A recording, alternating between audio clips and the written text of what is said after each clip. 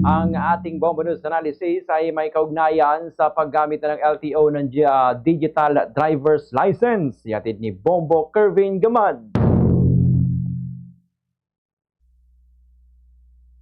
Ang hakbang ng Land Transportation Office na payagan ang paggamit ng digital na kopya ng driver's license sa pamamagitan ng eGov.ph app ay isang malinaw na sinyalis ng pag-usad ng mga serbisyong pangpamahalaan sa makabagong panahon.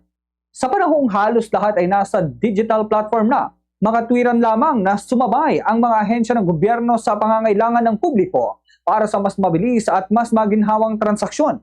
Malaking ginhawa ito para sa mga motorista. Hindi na kailangang mangamba kapag nakalimutan o nawala ang pisikal na lisensya basta't may access sa eGov app o sa LTMS platform.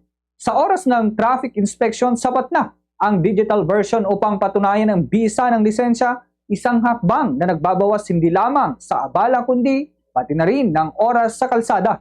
Gayunman, kasabay ng kaginhawaang ito ang responsibilidad ng mga driver na tiyaking updated at wasto ang kanilang mga driver's license o digital license.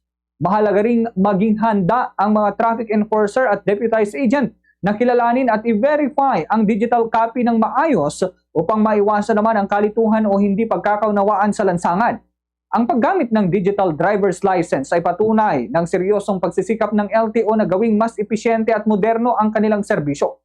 Kung maisasakatuparan ito ng maayos at may sapat na impormasyon para sa publiko, hindi lamang nito mapapadali ang buhay ng mga motorista kundi makatutulong din ito sa mas maayos na daloy ng sistema sa ating mga kalsada.